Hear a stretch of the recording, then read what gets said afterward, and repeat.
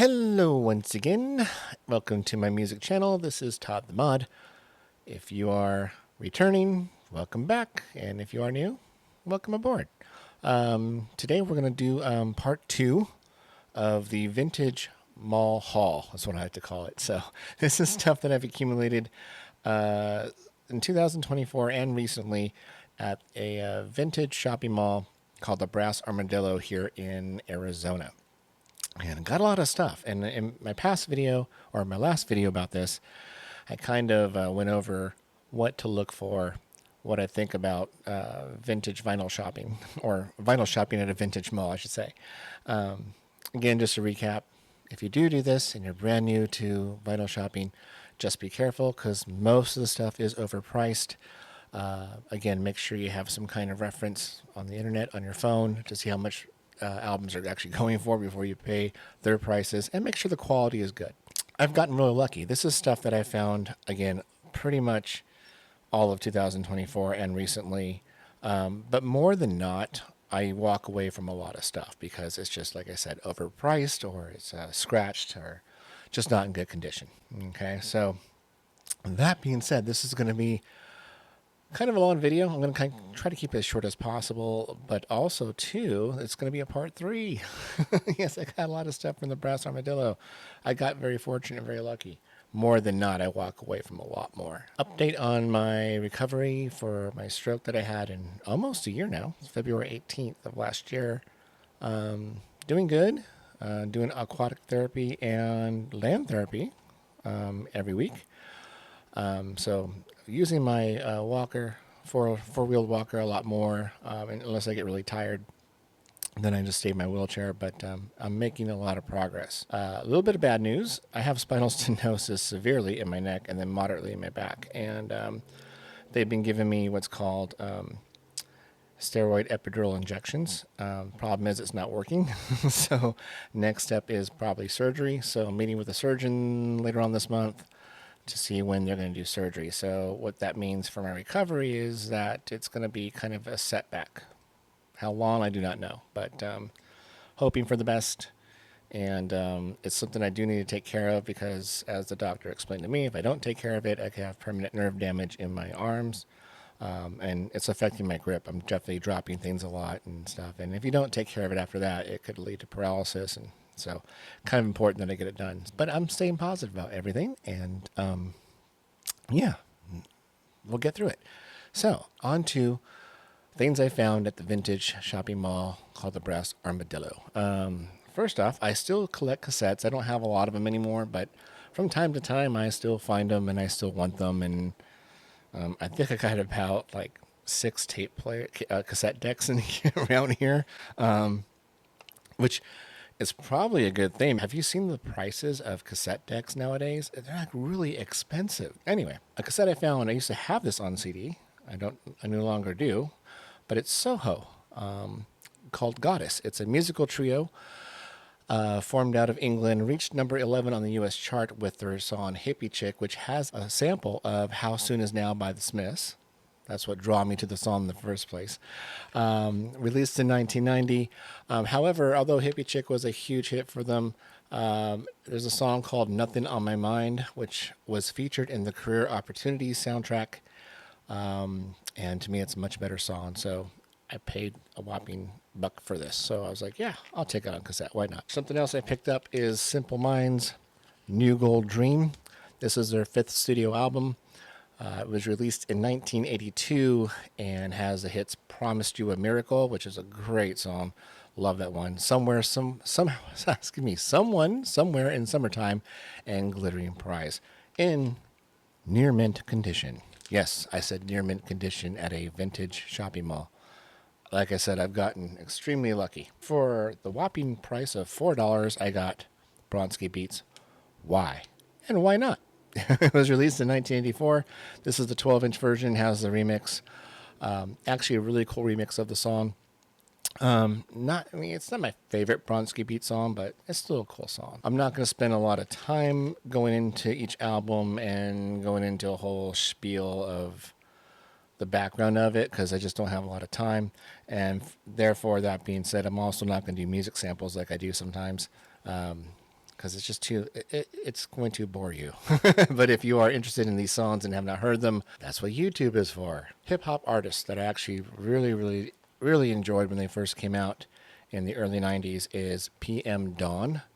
This was released in 1991, which I think was 1990 or 91 was when their debut album came out. You might remember that song Set Adrift on Memory Bliss, which sampled True by Spandau Ballet, and in the video actually had the lead singer Tony Hadley in the video.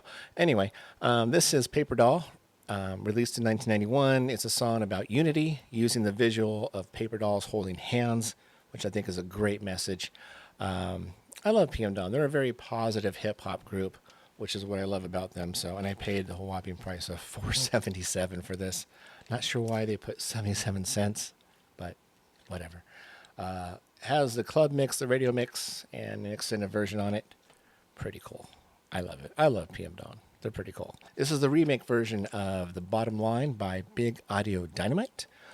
This includes the rap version on it, which was, when was this released? I think in 85, if I'm not mistaken. But this was the group that Mick Jones formed after he was fired from The Clash back in 1983. Cool remix of The Bottom Line. Yeah, I'm looking for the other 12-inch that I had, which was called E equals MC squared, which was, I think, a better song, but I shall find it someday. Moving right along to the Blow Monkeys, Animal Magic. This was released in 86. It's their second studio album. Features their hit song Dig in Your Scene, which is, I'm sure everyone's probably heard if you were alive in the 80s. I think this was on like the radio station constantly. So yeah, pretty good album too, actually. I listened to it, not bad. Happy to have that in the collection. Another album that I've had it on cassette for years, and actually I still have the cassette, but I've always wanted it on vinyl. Problem is, every time I find it on vinyl, it's really like at a price that I don't want to pay, or it's in really bad condition. So I was very fortunate to find this at a good price. It's Earth, Wind & Fire's Best Of Volume 1. And I mean, it's Earth, Wind & Fire. This is such a great band. They've released so much remarkable music, remarkable musicians too as well. Songs like Fantasy, September, Shining Star, Got to Get You Into My Life, which was from that movie Sgt. Pepper's Lonely Hearts Club Band. If you've ever seen that movie, I'm sorry. I did once. They do a great version of Got to Get You Into My Life. This whole album from start to finish is just wonderful. Finally found a good price on it and have it on vinyl. One-hit wonders. We all know what they are. A lot of them came out of the 80s. And this is no exception. Gary Myrick and the Figures. She Talks in Stereo. $5 in near mint condition. If you have not heard She Talks in Stereo, you might have actually, just don't realize it. If you've ever seen the movie Valley Girl, you've heard the song. This next band, there is a lot of, I wouldn't say controversy, but a lot of debate on how you pronounce their name. The thing is, all you have to do is look it up on Wikipedia, and it kind of tells you how to pronounce it. But a lot of people call them Double. It's actually pronounced Double. All right. This is the album Blue, and they're a band from Switzerland. This was released in 1985. The hit they had off this album was Captain of Her Heart. Really cool, mellow vibe sounding, kind of jazzy. Had a lot of jazz appeal, which is what I think drew me to the song. This next artist, you may remember her TV show, The Simpsons, actually started on her TV show. I have the copy of the MCA Records version, and that's Tracey Ullman's You Broke My Heart in 17 Places. However, I've had that for years. This is the one I found at the Ras Armadillo, and it's off the Stiff Records label. Or is it Stiff or Stiffy? I think it's Stiffy. Forgot. The Untouchables is on the same label. The track listing is completely different, and I thought, for a whole whopping $2, I'll put that one in my collection too. The hit they had off this one, or she had on this one, was They Don't Know, which was originally written by Christy McCall, who did a lot of work, who was a great solo artist. Did a lot of work with Billy Bragg, Johnny Marr. So rest in peace, Chrissy McCall. But yeah, They Don't Know was a great song that she wrote. And in the video, You'll never guess who was in it. If you haven't seen the video, look it up. A famous Beatle was in it. Paul McCartney. There you go. Yeah, this next one was featured in a video I did for Thanksgiving called Turkeys. I'll post a link up here if you haven't seen it. It's Kajagoogoo's White Feathers. This album I bought. And, yeah. Too Shy. That's a good song. It's the only good song off this album. Just not a good album. Sorry. If you disagree with me, I'm sorry. You can comment all you want to, and if you like it, that's great. To me, in my opinion, I listened to it, and it just didn't do anything for me, unfortunately. This next one I had when I was a kid, and I saw this, and I was like, I have to have this, and I'm sure I might have overpaid the price for this one, but it was a record I had when I was a kid. I was maybe 6 or 7 years old. And I listened to this record constantly. And like most 6 or 7-year-olds, if they collect records back then, probably don't have them still. I'm a big Peanuts fan, as you know. I wear the clothes, the hats all the time in my videos. This is Charlie Brown's All Stars. It's one of those records where you, here, I'll just do it really fast. You put the record on and you follow along with the pages. There you go, word for word. I don't remember if it has that. Remember Disneyland records, they would say, when you hear Tinkerbell do her thing, turn the page. Yeah, I don't think it does that, but I haven't listened to it yet, and I don't remember it much, but I know I liked it a lot. So Charlie Brown Records presents. Charlie Brown had his own record label. Isn't that amazing? Moving on to some jazz, because I love jazz music. I actually have a really beat up copy of this that I found at a garage sale years ago, but it's very... you hear all the pops and clicks and scratches on it, and it's not a very good condition album. So I found a good copy of it for $7, and that's Grover Washington Jr. The big hit off this was with Bill Withers, Just the Two of Us. This is the long version of it, which I love because you get more saxophone. And actually, this album is an excellent album by him. The start to finish, it's a wonderful jazz album. So happy to have a good, clean copy of it. I love debut albums when they're really good, and this is almost a perfect debut album. Elvis Costello, and My Aim Is True. I know it says $15 there. I did not pay $15 for this. I actually had some points, and it was on sale, and I actually got it for, I think it was like $8, something like that. In really wonderful condition. Released in 1977.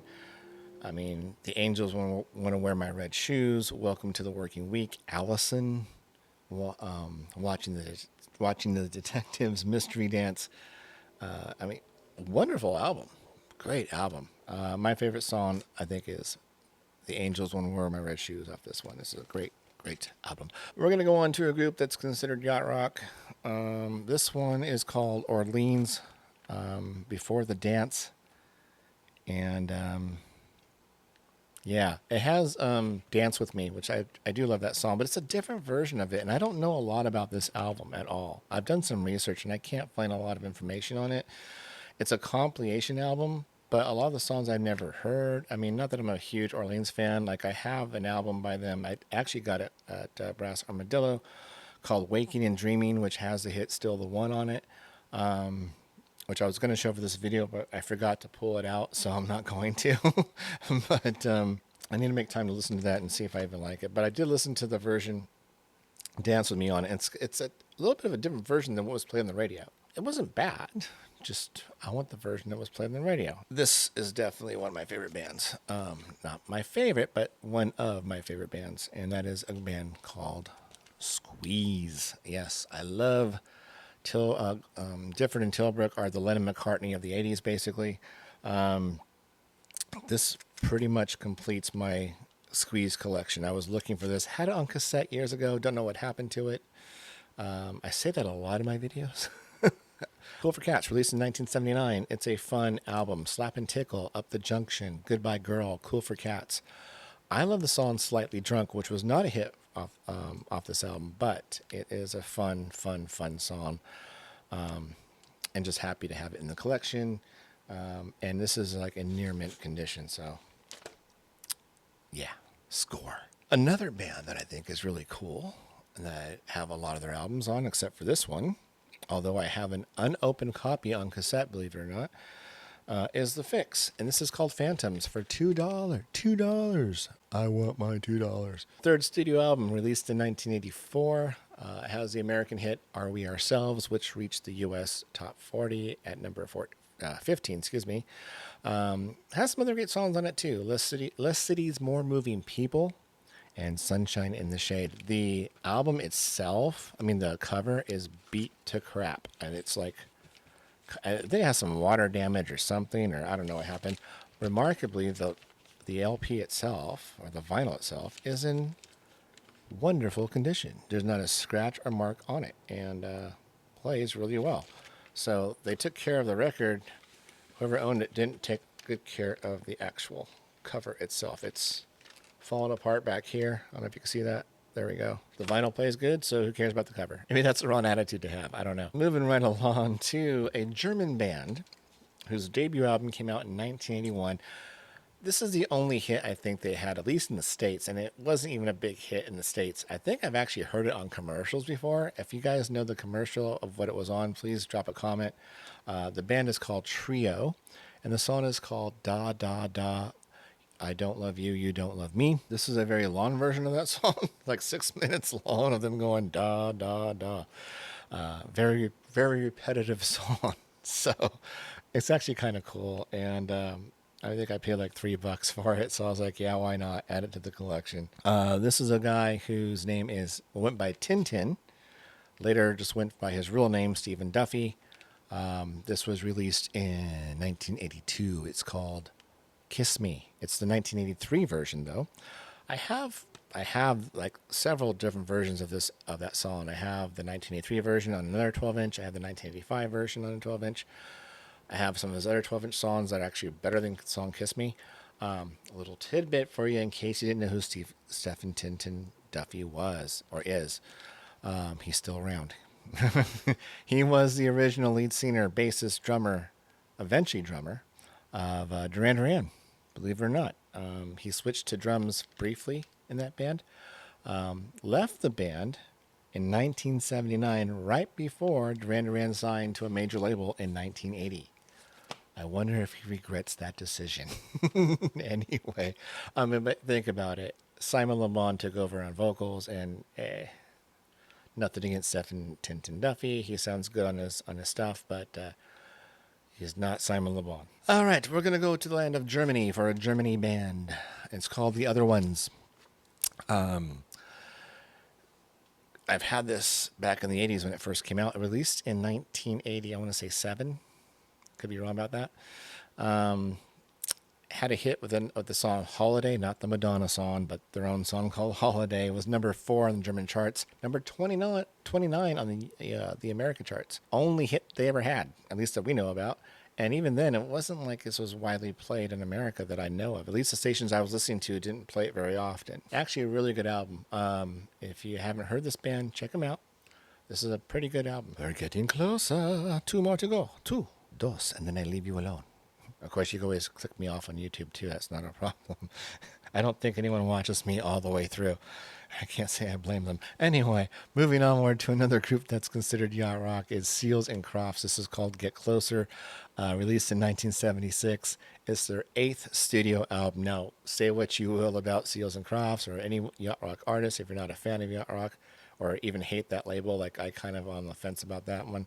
But if you last 8 studio albums, you're doing something okay. I mean, and you still have a hit off your 8th studio album. All right. Longevity is kind of hard to find in the music business. So the title cut of this, Get Closer, made it to the top 10 in the Billboard chart. And it's not a bad album either, too. So I do enjoy Seals and Crofts with a nice glass of wine, which I was supposed to be drinking for this video. I have a glass of wine right now because it's Thursday on a 6:45. You're watching this on a Sunday, but I'm doing this on a Thursday, which is really different for me because I usually do this the day before. That is a sweet red wine. I'm not sure I like it. I like red wine, but I don't like it too sweet. It's cheap wine too. I have a nice bottle of red wine that my one of my dear best friends gave me for Christmas. I just haven't opened it yet, waiting for a good occasion. Anyway, last but not least, this last one is a band that, oh, you may have heard of. They were somewhat famous. I don't know. You may have heard of them. The Beatles? Anyone? No? I didn't think so. Just kidding. Help. Got this one on vinyl for a really, really good price, and it's in really, really good condition. And yeah, I don't know if this is an original copy. I haven't really looked it up yet. I doubt it is because I got a really good deal on it. But still, Help. Wonderful movie, actually. It's a really funny movie. Not as funny as Hard Day's Night, but I liked it. And of course, the soundtrack is awesome. What's your favorites that you've seen here? Do you like any of these artists? Do you have any of these albums? What's your take on it?